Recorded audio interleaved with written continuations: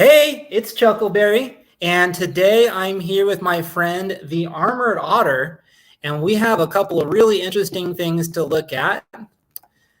So let's actually just start off with that. So I'm going to show you a clip that is part of a video done by Apologia. Apologia is a Christian evangelical YouTube channel, and they do a lot of different things. One of the things they do, which often brings me into their videos, is that they like to expose Christian cults. But another thing they do is they like to warn Christians about things that they feel is dangerous. And apparently one of the things that they feel is most dangerous is yoga. And so let me go ahead and show you this clip here real quick, and then we will get started.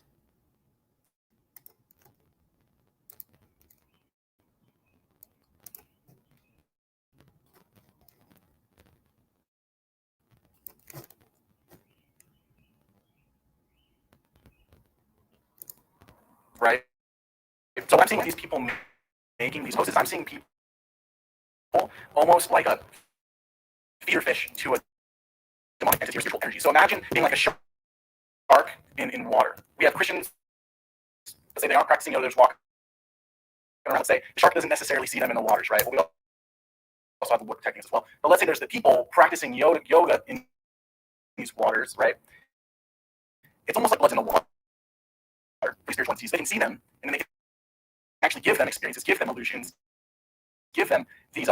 Typically, that's what happens a lot. Experience something mystical. Now, this experience now becomes the determining sole factor of truth for them in their world, right? So it's not like just because they're doing these poses, things happen. That chakras are not real. That all these energies are real.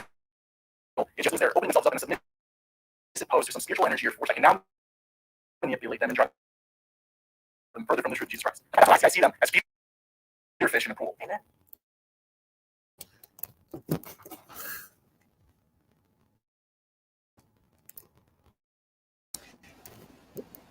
All right, and so that's what we are discussing today. And like I said, I'm here with my friend, the Armored Otter. Say hi, Mr. Otter. Hey there, Chuckleberry. How are you doing?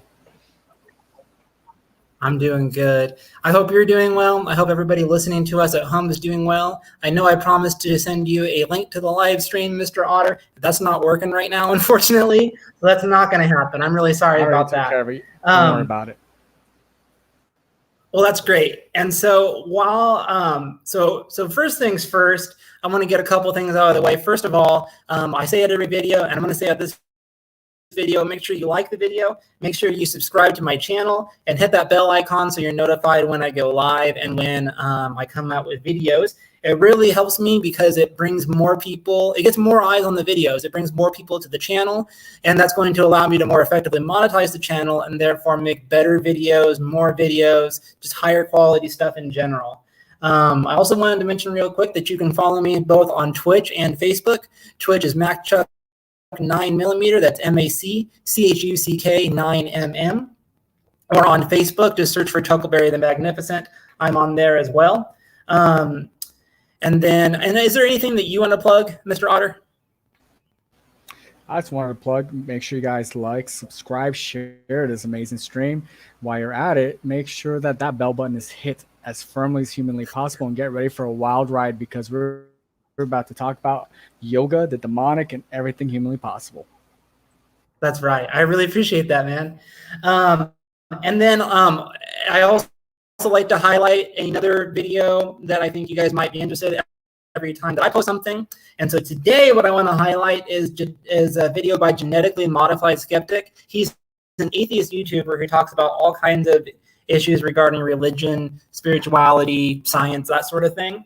But he made a really great video called My Personal Experience with God as an Atheist. And I can really identify with that. So if you've ever wondered why some of your friends or family believe in their religion so firmly and it just doesn't really make any sense to you, I would encourage you to watch this video, because he's an atheist. He does not believe in God, but he had what he felt were personal encounters with the Holy Spirit before he became an atheist. He had those same exact experiences that I've had and that I've heard other people mention. So if you want to learn what that's like, look at it from a phenomenological perspective, and maybe understand your religious friends a little bit better, I think that that's a really good video to check out. And so if I remember, there will be a link in the description a little bit after this gets posted. It won't be there during the live stream, but after it gets posted immediately afterwards, I'll have to go back and add it. So soon that will be there. And then that's kind of all that I wanted to get to mention before we start our discussion. Now, me and the Armored Otter, we both watched the entire video from Apologia. You're welcome. Apologia. Yeah, I know it was painful, wasn't it? Oh my God, it would have been a lot funner if I would have just taken a Q-tip to the pee hole, buddy. I mean, it's pretty bad. At least it's kind of entertaining, right? Because they're so extreme about it, and some of the specific things they say are really wacky. So I don't know. I kind of had fun watching it. I don't know about you. Well, it kind of reverberates back, whatever that word is, excuse me, back to how some groups would point at something popular in culture and call it the gateway drug to the demonic, right? We saw that with Harry Potter back in the early 2000s, even video games in the 90s, music, heavy metal specifically in the 80s, and now back to yoga again. It's really hilarious. And I find it funny because I was actually practicing some vinyasas today and stretching and doing some yoga right before this podcast to see if I could bring up anyone from the underworld. I'll let you know how that goes. So have you summoned any demons, or have you been eaten by demon sharks as a little fish when you practice yoga so far? I mean, as far as I know, I'm quite lonely up in the dome. No neighbors yet. As for being eaten by demon sharks, that is on my bucket list. I've yet to achieve it. Yeah, there's a great movie. I don't know if you've seen it. Have you seen Shark Exorcist? The Shark Exorcist? No, I have not. That's from. I can't recommend that movie highly enough. Now you know what? Now I'm gonna have to Google it because I love those sort of B movies. I will watch Velociraptor. What was it? There's one with a priest and a raptor. There is. Yeah. Velocipastor, is that what it was called? Velocipastor. Something like that. Yes. Yeah. Those sort of movies are the backbone of our culture, and we need more of them. Yeah, I love that shit. But one of the reasons I really wanted to talk to you about this specifically is that you and I, we have very different faith backgrounds. So I am currently practicing Protestant Christian, specifically I'm Lutheran. How would you describe your religion? We came from the New World and destroyed all the natives. Catholic. Okay, so you're Roman Catholic. Very proud Roman Catholic. I guess little O Orthodox, big T traditional. That's where I stand. Stood there for a long time, and I continue to stand as such. And as you should know, Chuck, back in the day, we had a lot of back and forth discussions, and they were actually quite fruitful discussions to better understand one another. That's right. And another thing that we discussed a little bit, or more than a little bit, because you were the person to introduce me to it, is yoga. I had never practiced a yoga asana or any kind of yoga practice before I met you. So how long have you been practicing yoga? I would say since about 2006. I actually had a chiropractor recommend it for me because I had some issues with my spine. Due lack of flexibility and whatnot. I have some of my discs fused together, and I've been practicing since 2021, so about 15 years now, and I'm still like pretty bad at it, but it gets the job done. Yeah, and then the reason that you introduced me to yoga is because you and I were practicing martial arts in our spare time together. And then you were like, hey man, this is a really good way to recover from all the damage we're doing to our body. Is that right? No, you're absolutely right. I've been practicing martial arts for a long time now, and I can't recommend it enough. Good stretch, and anyone who's a fitness fanatic will know this. A good stretch, a good proper stretch with proper technique is essential in not only recovery, in the recovery phase of post-workout, but also protecting yourself from injury in the future as you train. And that was primarily the reason why I introduced you to yoga, was to kind of mitigate some of those circumstances that you found yourself in, to make sure that you can still continue to train and benefit from said training without turning yourself into a pretzel. And so apart from physical recovery, what other benefits have you found from practicing yoga? I could speak Latin backwards. No, but really, a lot of it's pain mitigation for yoga for me, because of that back issue. If I don't stretch, and anyone who knows me very well can attest to this, if I don't stretch within a certain amount of time, if I get lazy for a couple days, I'm in agony. The pain is ridiculous. The second benefit, honestly, it made me a better fighter, better martial artist in general. You know, I'm not a big guy, 5'8", so not very tall. But with yoga and stretching, I was able to basically kick people well over 4 or 5 inches taller than me and connect, right? And when you practice martial arts, especially when you're sparring, even if it's just a regular sparring session, it really does a pretty good job of making sure you don't overextend yourself. Because I don't know if I told you the story, but I've actually saw someone who pulled an axe kick. And if y'all don't know what an axe kick is, go on YouTube and Google and search in Andy Hug. And he's the axe kick killer. That's what it is. I saw someone execute an axe kick on an opponent, and in the process, actually snapped their hamstring.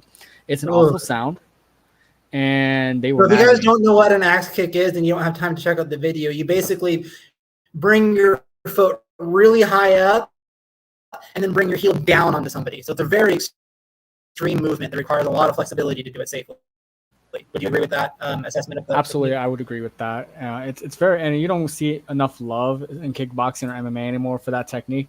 But I just point to that technique as one of the reasons why stretching yoga has been extremely beneficial, because without it, I would have driven my body into the ground by now, right? It's just like with any sports.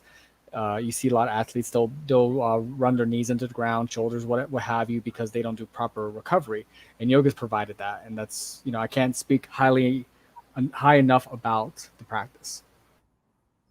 Yeah. And I've had similar benefits from practicing yoga as far as recovery goes. Like, I don't even understand how I could do all this stuff without yoga, right? At the very least, without practicing the asanas by themselves. Because I just, in terms of recovery, mitigating pain and protecting you from injury, I can't find anything that's anywhere close to being as useful for that as yoga is.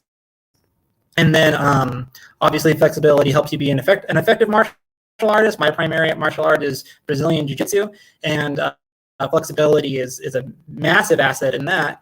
And then there's also the more meditative and contemplative aspects of yoga.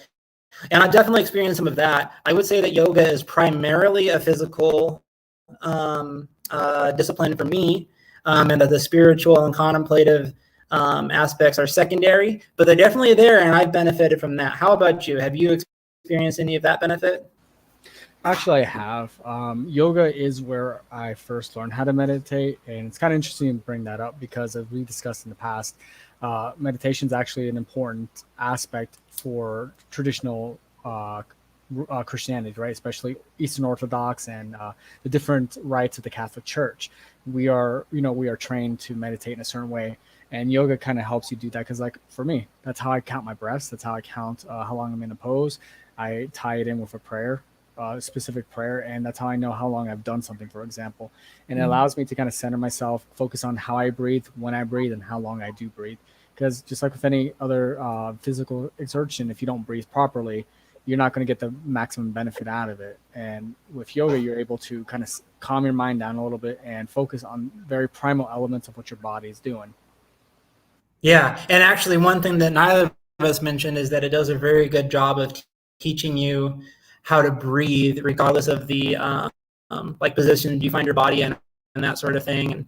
And it really helps develop your ability to breathe deeply and effectively. I absolutely agree. And a lot of people don't know how to breathe properly. They don't know how to bring in the oxygen from the bottom of their diaphragm. A lot of people just breathe very shallowly. And yoga forces you to do that and in a very good way without straining your body. Exactly. Yep. Now, going back to the Apologia video, and I guess I should explain a little bit more about Apologia. They're a pretty big church from what I can tell, or maybe like a medium-sized church. I don't know. It's kind of hard for me to tell from the outside. They have lots of videos where they go out and do street preaching.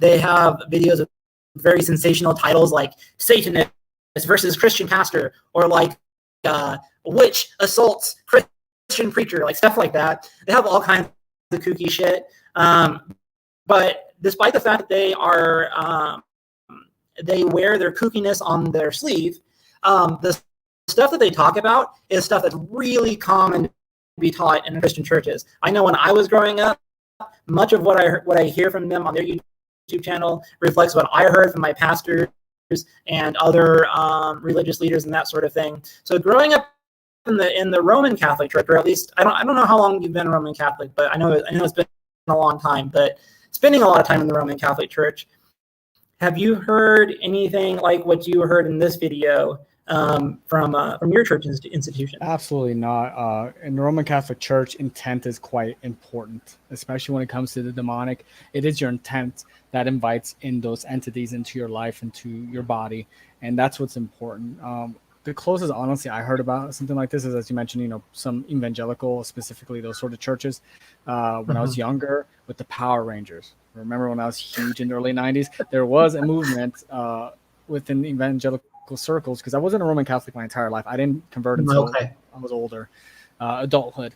But I remember very specifically growing up and seeing that in those evangelical churches where they'd claim that the Power Rangers were, they were demonic. They're teaching people how, they're teaching kids the wrong things and fighting, and which I find very odd because, we're as Christians, regardless of your particular which sect you're in, we are called to fight. We're called to do battle with evil. So I never understood that growing up, and now as an adult, I see that unfortunately as them just taking scripture and theology and flipping it into a way where it doesn't match what reality is.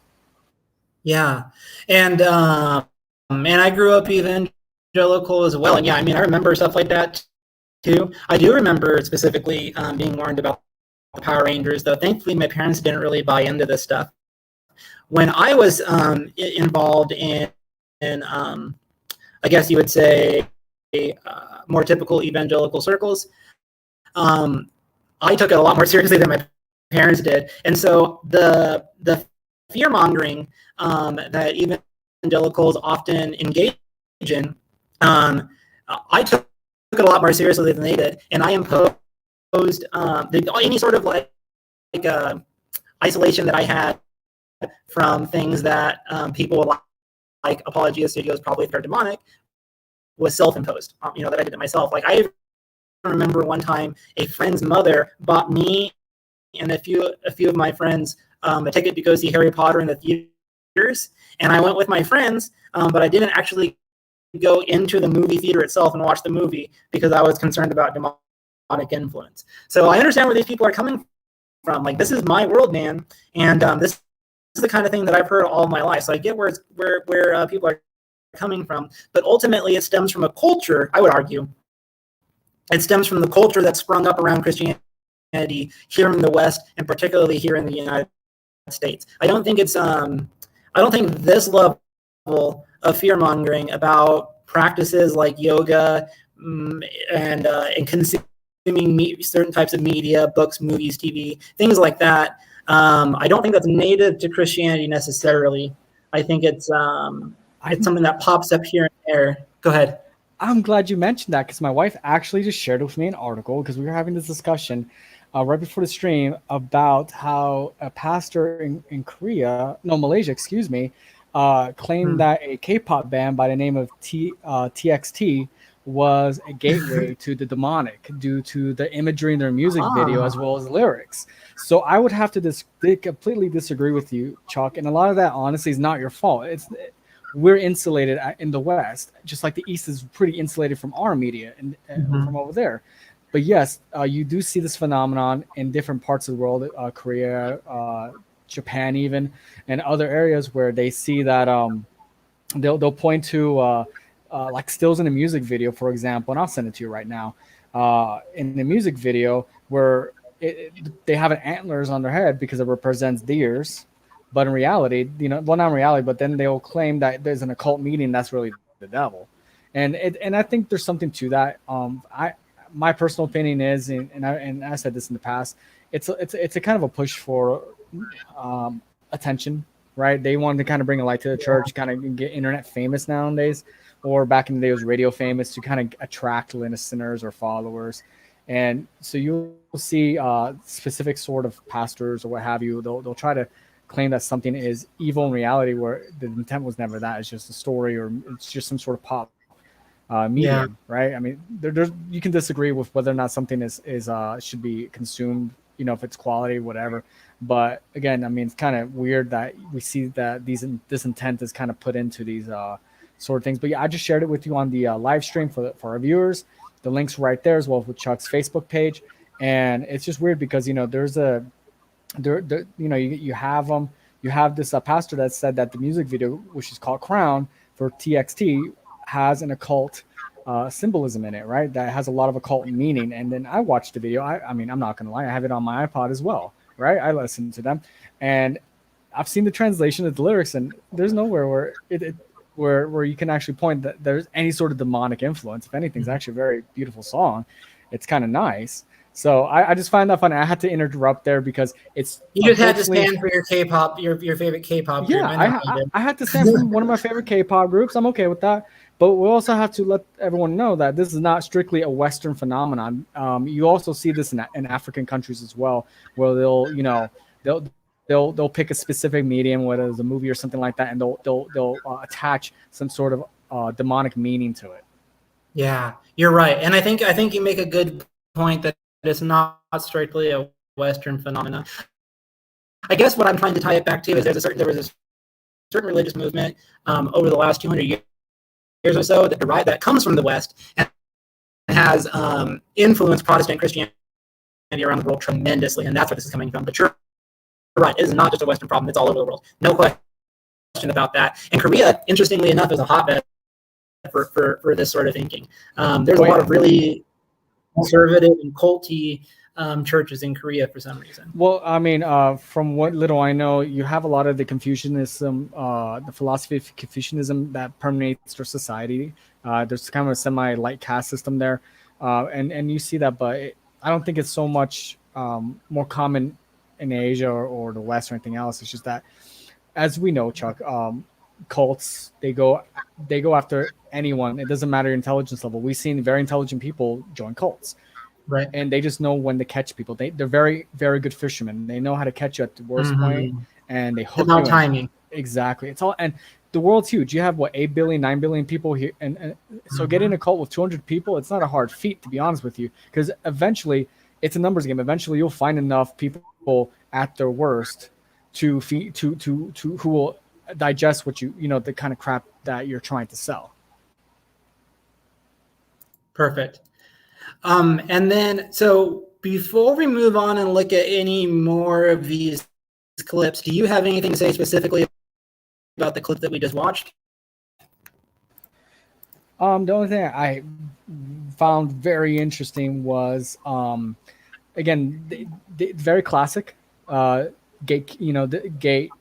This is what gatekeep, not gate. Yeah, this is gateway. There we go, gateway drug. Sorry, I was remembering the old Dare commercials. You remember those old Dare commercials? Yeah, right. I do. They're using a very similar tactic where they say A is a gateway to B. Very classic strategy marketing when it comes to trying to claim that something is negative. But again, I mean, it just shows that old tools really don't lose their usefulness just because of technology. That's a good point. That's a really good point. So with that, let's take a look at our next clip. Let me hear.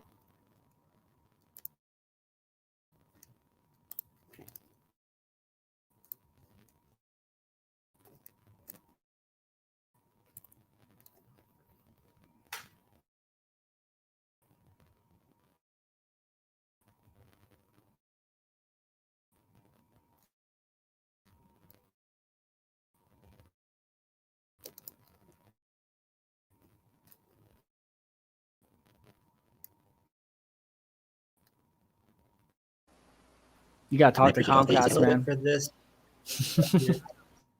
Yeah, I got Spectrum over here. Same not company. Comcast. You're lucky. I have CenturyLink DSL. that's inherently. Oh, look, yes, we get an ad too. That people need.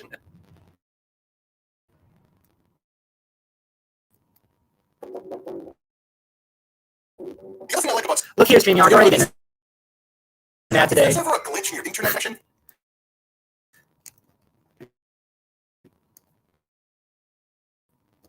Basically, just get a physical component. I'm going to start the clip over again so we can hear from the beginning.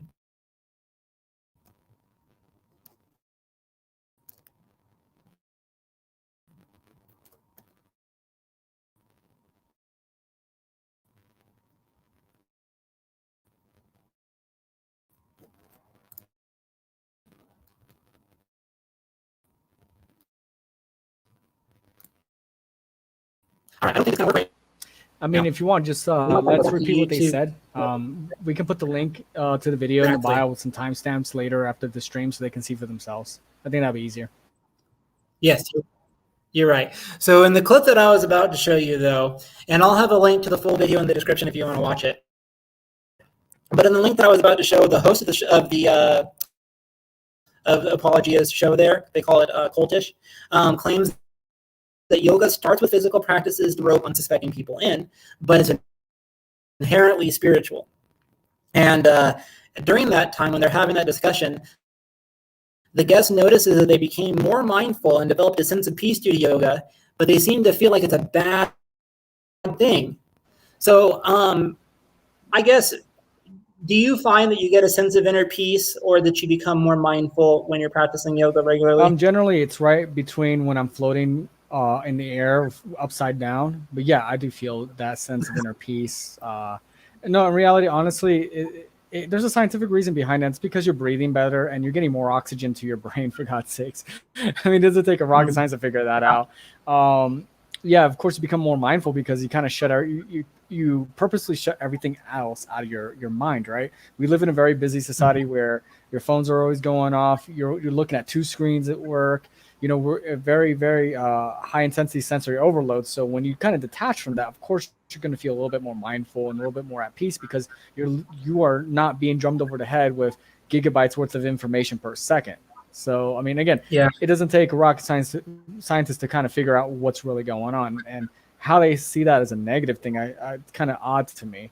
I guess some people need a sense of persecution.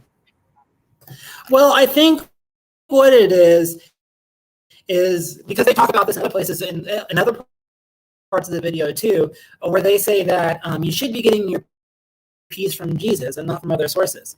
And so, and this is a common sentiment that I hear in a lot of Christian churches, the idea that going to church should be enough for you, in the sense that it should be enough to make you happy and feel fulfilled, to deal with your mental health problems, all that sort of thing. They feel it should be from the church, and if you're looking for it anywhere other than from Jesus, that you are that you're doing something wrong.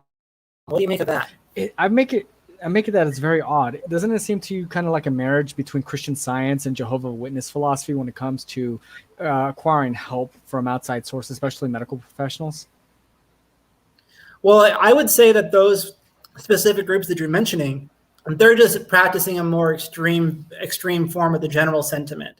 There seems to be a general sentiment that if you aren't satisfied, like if you're not super happy, and if you're not living your best life, that there's something wrong with you, that you should be able to do all of that by virtue of being a Christian. I find that very odd, again, because we know very clearly, especially from Scripture, we are expected to go through trials and tribulations. We will suffer. We're not made to come out of this life unscathed, correct?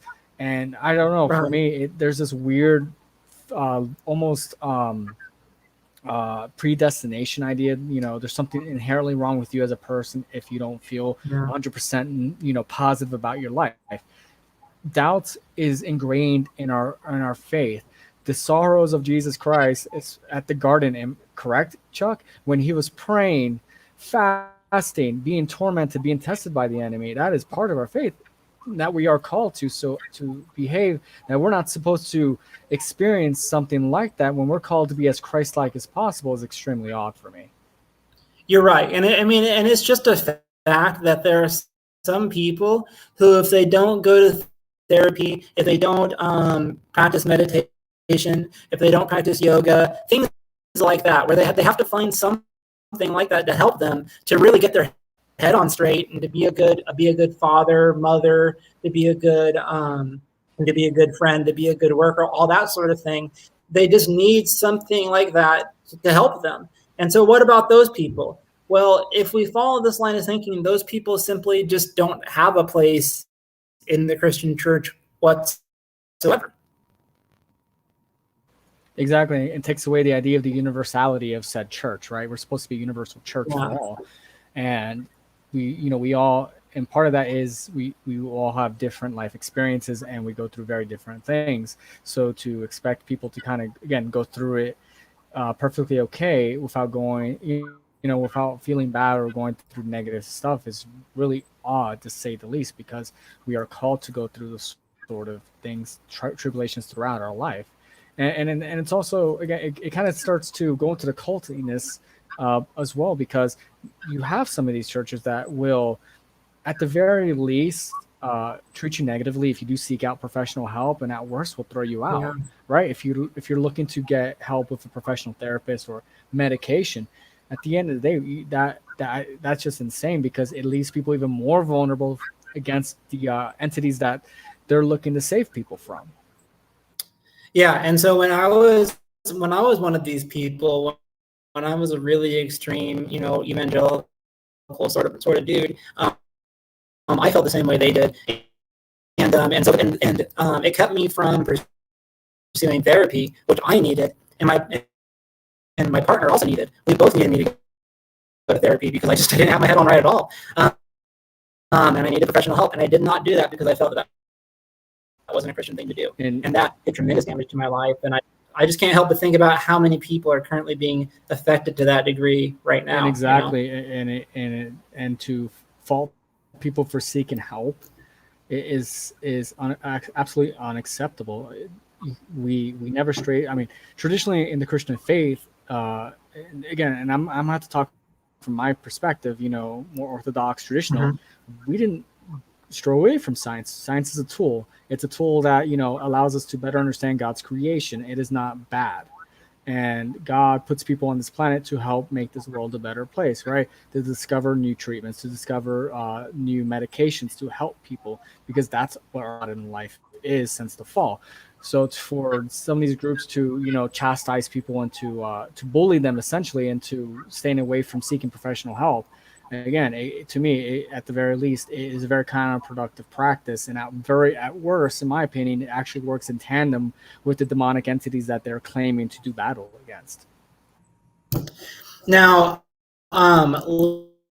later on in the video, they discuss the idea that that all the different poses in yoga, or they're often called asanas, that they are they may be stretches, but they are also secretly a form of worship, and each one specifically corresponds with worshiping a specific Hindu deity. So what do you think of that? I mean, I find it very, very believable, because I know when I did the walk to the Egyptian dance from the Bengals, I had Ra speak to me. The Egyptian deity spoke to me and told me I needed to pull my own brain out of my nose. So it was an amazing experience. They're full of crap. But seriously, they're full of shit. Okay, their movements, their body movements. Are you telling me that just because I do a squat on the ground, I'm going to somehow summon like an earthbender or something like that? That's just silly. Yeah, no, it is just a silly idea, but a lot of people buy into it. I remember, I don't know, 10 years ago or so, I was listening to a mainstream radio program, and the issue of yoga just came up, just discussing yoga, and at least 3 or 4 of the callers out of 6 or 7 were Christians calling in to warn everybody that this is really secretly worshiping Hindu gods. Whether you believe you're worshiping Hindu gods or not, you are doing it, which is just a foolish idea. How can you just think about it critically, especially if you're somebody who believes this? Just ask yourself, how could you actually worship something you don't even believe in? Like, just how does that make any sense at all? I think that's a great And then question, to be honest with you. other problem with that idea. The other problem with that idea is that it operates under the assumption that yoga is Hindu. That's foolish. Yoga is not Hindu. It's certainly true that many Hindus practice yoga, and it often gets incorporated in Hindu religion, but yoga predates Hindu. It's existed for a long time. It's a practice that gets incorporated into many different religions. It's currently being incorporated and it has been for thousands of years in Tibetan Buddhism, for example. And that developed in a totally different time and place than Hinduism did. And that's true for many other sort of sects and religions. It's not really clear, but it looks like yoga originated in a time and place in which different Brahmanic religions were very popular.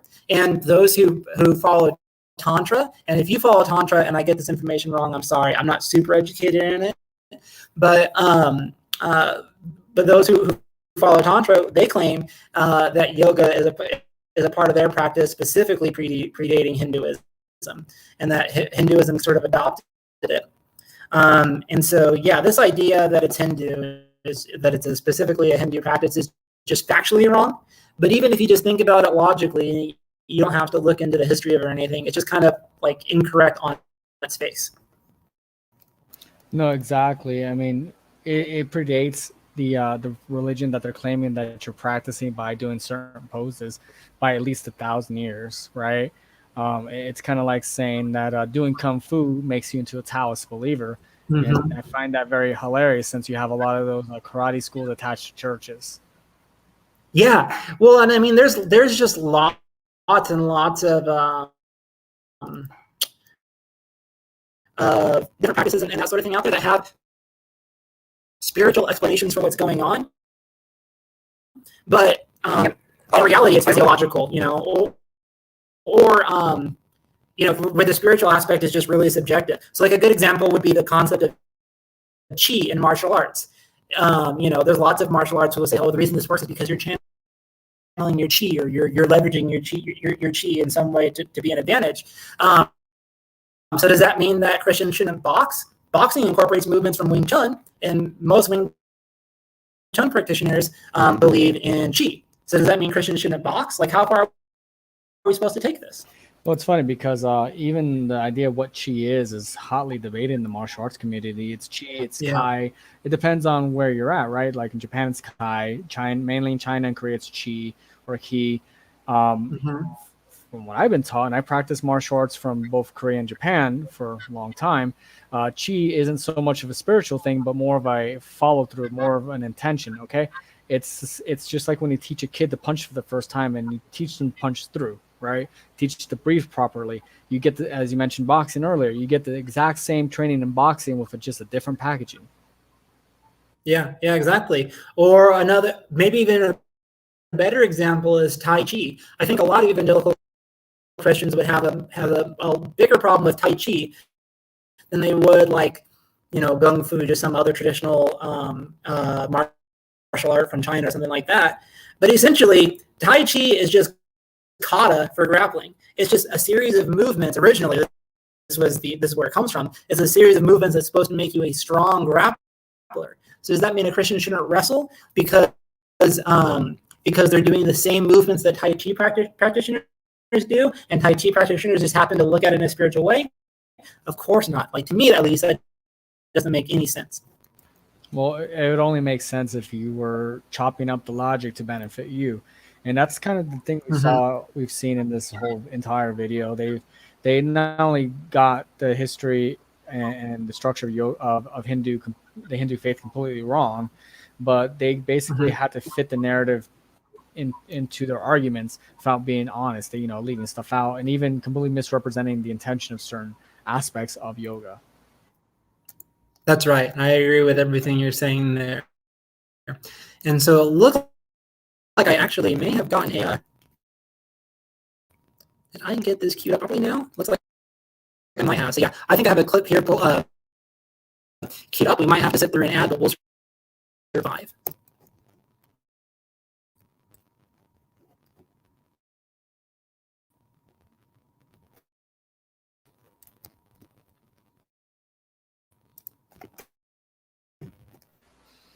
This is not a paid video by Straight Talk, by the way, everyone. Yeah, Straight Talk didn't pay a shit for this. Appreciate your heart. Let's go back a few seconds here. I'll just grab you in that. I think that's okay. So what they were about to talk about is they were going to say that the Bible, specifically Deuteronomy 18, shows that yoga is the equivalent of child sacrifice. And the reason I really wanted to play that clip is because I was afraid you guys wouldn't believe me if I didn't play that clip. So just go ahead and go to Apologia's video if you have time after this one's over. Around 20 minutes in is where the host discussed that. And so I don't know about you, but when I hear people comparing something like yoga to child sacrifice, it makes me question their whole moral compass. Because to say that because you sit on a mat and move your body in a certain way and breathe in a certain pattern, that's the same thing as child murder, it just makes me wonder. I don't know. It just makes me ask a lot of critical questions about the people saying that. What do you have to say there? Well, it shows me that they're not willing to be very critical at all. I mean, that's being hyperbolic to say the least, comparing taking a couple stretches for 20 minutes a day to child sacrifice. I mean, there's real child sacrificing going on right now, but it sure is not, that has nothing to do with yoga as far as I know. I mean, I'd love to see a pose that were to do that, go all Aztec style and start sacrificing some kiddos, but I've yet to be able to experience such joys while practicing yoga. And when you say such joys, and when you say that child sacrifice is going on right now, what do you mean by that? Do you want me to be honest? Yeah, I want to know what you meant by that. Sure. Pro-choice campaigns, pro-choice laws. Easily, that's child sacrifice. So to you, abortion is child sacrifice? Yes, you're sacrificing the child Like for your own personal benefit. Like Pardon to me? a deity? So like when I hear child sacrifice, I think of like there's a god or some sort of other entity that you worship or venerate. Yes. You're sacrificing a child to them. So to you, abortion is sacrificing children to like a deity or a demon or something? No, you're sacrificing it to yourself because you place yourself at that pedestal. Okay, I don't agree with that assessment, but I'm glad that you told us that. That's fine. But yeah, I mean, this is my body is the same thing that's said in the mass. It's a complete reversal of the mass. It's like a black mass, right? So that, in my perspective, it is the equivalent of child sacrifice, because you're sacrificing that child for in your view as a higher being than that child, which is more often not yourself. Yeah. So you and I might disagree on that, but what we both agree on is that Moloch worship thousands of years ago was some definite child sacrifice. Do you know anything about Moloch worship, or can you tell us what that practice involved, or do you know? I'm sorry, did you say Mohawk? Moloch. No, please elaborate. Okay, so Moloch and his followers are referred to in the Book of Kings. I can't recall if it's like 1 or 2, or it might actually span both of those books. I don't remember exactly, but it was apparently a big group that was operating in the region of Judea at the time, and elsewhere. And there's archaeological evidence for this. This is definitely a real religion that existed for a long time, and there's archaeological evidence that the practices that they did that are described in the Bible actually did happen. And probably the most extreme example of this is that they would hold a fertility festival, if I'm remembering right, once a year, where they would take a bronze statue of Moloch, their god, which would have like arms outstretched like this, and the arms would be above like a big fire, heating up the arms to where they were really hot. And people would bring their firstborn child as an infant, place them onto their arms to sacrifice them to this god. And there's a point in this video, the Apologia's video on yoga, where the co-host actually says there may have been a health benefit to walking up the stairs holding your baby and placing them on Moloch's arms to watch them burst into flames, and then says, essentially that health benefit of doing that doesn't justify the practice. And so mostly I just wanted to share that with you guys so that you could hear how ridiculous that is. I mean, but yeah, what do you think of that statement? I mean, to be fair, everyone should do more steps. I mean, it really helps on your rear Yes. end. So I can definitely understand the benefits of stepping up to the altar and sacking your kid. But realistically, I mean, oh my God, that's I would say retarded, but even retards are smarter than that. No, it's not a fair equivalency between doing yoga and child sacrifice. And as you know, Chuck, I know you're pretty astute when it comes to history. Child sacrifice permeates all regions of this planet in primitive religions from South America, North America, Asia, Middle East, Africa, Europe. It was just a thing to do like 5,000 years ago when you thought that thunder was coming for your crops. So it was just a really dumb thing to say. And to say that, those, you got a physical benefit from stepping up to the altar because, there were steps. It works on your gluteus maximus is the same thing as doing yoga. Is pretty damn retarded. Yeah. The only thing that I disagree with you there is I don't think that the distinction between primitive religions and Christianity is a meaningful one. Certainly not in this case. I don't think it is, because if you think about it, there have been times throughout history where certain Christian groups have decided that they needed to kill some of those among them in order to protect themselves from some sort of spiritual influence, like the Salem witch trials would be an example, but there's many others as well. Let me rephrase that because that was not my intent. My intent was to talk about religions that predated Judaism, Christianity. So that's in that marker what I call primitive. And the Salem witch trials, they did nothing wrong, burned the chicks. Fair enough. And so another argument that Christians often leverage, and the hosts of Apologia reference it to some degree, is the concept of chakras and energies. So let me ask you, do you have any experience with working with chakras or energies or having anything like that occur to you while you've done yoga? No. Yoga, the closest is maybe an energy drink I mix with vodka, but that's about it. Again, it goes back to intent. I mean, you have some people who do apply a more religious, personal experience with the practice. And as you mentioned, it's not exclusively Hindu. You see plenty of Buddhists of different shapes and stripes and sects. You also see that with ancestral worship, primarily in the Korean Peninsula and Japan, as well as in Indonesia. So again, it's not a fair comparison because that intent is generally held to the individual, not the actual entire philosophy itself when it comes to stretching. The one thing that I would say, though, is that the experience of energy in the body, at the very least, I can't really speak on chakras. I don't really know about that. I don't have any personal experience with that. But as far as the feeling of energy moving in, out, around the body, that sort of thing, that's definitely an experience that can be had in yoga. It's an experience that I've had, and it's also not strictly voluntary. It just kind of happens. At least that's the way it happened with me. But that doesn't necessarily mean that there's anything spiritually devious going on here. In fact, there's perfectly, just reasonable physiological explanations for what's going on. In my case, when I first experienced the feeling of like energy moving up my spine or something like that during yoga, it was after I had been practicing like mindfulness and non-dual meditation, that sort of things that come from the Buddhist tradition mostly. And the only time I started feeling those energies in yoga was after I started regularly experiencing what's called PT during meditation. And PT is like a tingly or almost like electrified feeling. It's kind of different for different people. That just sometimes it's like hovering above your skin. Sometimes it's in your body.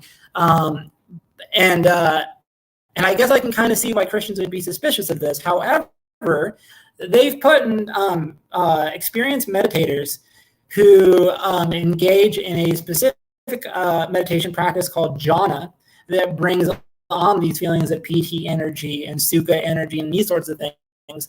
They've taken people who practice that regularly and put them in MRIs, and they've noticed that their brains are doing things that are very similar to what their brains would do under the effects of opiates and stimulants. And so there's just an obvious physiological component once it's been studied. And so I don't think that there's anything there to fear regarding the experience of energy and chakras and that sort of thing. I think that there's reasonable non-supernatural explanations. No, I have to agree. And honestly, this isn't a very different conversation, argument that we've had in the past in the West, especially when it comes to how the Western philosophies, especially in ancient Greek, would see the world as pieces of atoms. And we also seen over the years, especially in scientific studies, that the mind does play a wonderful role, for better or for worse, on how the body reacts to certain things. And finally, to the next, my last point before you can go back, meditation itself and that sort of mindfulness is not exclusive to the East. It is not by any means exclusive to the Middle East. It is something that Christians actually did for a very long, since the beginning of the faith, and unfortunately has been lost over the last 200-300 years, because I don't know exactly why. I can't speak to Protestants, but unfortunately it had been lost. It's a lost practice because nothing against you guys, Charles, but I'm just saying in general, because we've all lost some stuff, right? Very important aspects of our faith that kind of dilutes it from from its full potential. And that centering, this, Charles, old martyrs that were being filleted. What were they doing? They were meditating on Christ. They were being filleted alive or eaten by lions. They were meditating on Christ. How about David? Well, we're going to be cautious here too, because the word that we translate to meditate, that's used in the Bible, it doesn't mean what most people think of when they think of the word meditation. It really means to think. So when we see the Bible telling people to meditate on God's word, it's saying to think about God's word. It's not the same thing as the modern conception of meditation. However, to your point, there has been a long tradition spanning back many, many centuries within the Christian church of meditation practices that you and I would think of as meditation. So I just wanted to make it clear that the Bible isn't teaching the kind of meditation that you're talking about. But it is part of Christian tradition. Basically, any kind of religious tradition has something like that. Just about all religions have that sort of tradition, as you mentioned. Even the Muslims and the Islamic faith have this sort of meditating down to the Quran and to the word of the Prophet. Has that very similar connotation to it. What I was trying to say is that tradition also predates Christianity, because we've seen these sort of meditations with David during his reign, Solomon and his works, which is basically its own version. Marcus Aurelius kind of stole the type of format when he did his own meditations, right? So this isn't foreign to the faith by any means, and I believe that's what a lot of these New Age Christians, I like to call them, that they prey upon, right? They pretend, they act as if these actions are somehow at odds or have no connections to Christianity at all, which is beyond, is beyond false. Now, what would you say to somebody if they're an evangelical Christian and they found benefit from yoga, or they think that there might be a benefit to yoga, but they go to one of these churches that teaches this sort of thing, and that they're concerned about doing it? What would you tell them? I would tell them that you need to question the intent and the reasoning behind those comments. Just like with any church, you want to make sure that the pastor, whatever you want to call them, are they looking to lead the flock to God, or are they looking to lead the flock to themselves? And unfortunately, regardless of your sect of Christianity, more often than not, you have this egotism with religious leaders who they completely drop the message, and it becomes more about them and their particular house than the actual faith overall. And I would ask them that. I was like, okay, because would this pastor also tell you not to take your heart pills? What's different between heart medication and antidepressants that keep you from doing unfortunate things? Yeah, that's a really good direct question for these people. Would be if your pastor taught you that your heart medication was a gateway to demonic influence, would you stop taking your heart medicine? I mean, again, it goes back to intent, because are they looking to lead their flock? Are they looking to take care of those people that God has put under their care? Because any Christian should see that pastor, that priest, that is their job, to care for their flock, the individual sheep within that community, and make sure they're okay. And if they can't do the basics of their job, and to them it's more important to make a point, then there's some serious questions at the very least that individual within that church needs to ask. Yeah, I'm with you. And I would also say that any sort of faith leader who's fear-mongering to their congregation, or whatever it's called in your faith, about things like yoga, that I would say that those people are abusing their congregants. Regarding the question that I asked you, what would you say to somebody who's going to a church that's teaching these sorts of things and feels there might be a benefit to yoga? I think that this kind of demonstrates a way that we can reach out to people who are involved in cults in general, and not just Christian cults. Because if somebody is going to a church that teaches this sort of thing and they take that teaching seriously, they probably take the Bible very seriously as well. They probably take their religion, their religious institutions very seriously as well. And so if you're able to look into church history, church tradition, if you're able to look into scripture and find things in those that may prove that their beliefs are wrong or cast out, that's a pretty good strategy to reaching out to cult members. And this is a really good example of that, because nowhere in the Bible is yoga even mentioned. So there's no way that you can say the Bible teaches that yoga is wrong.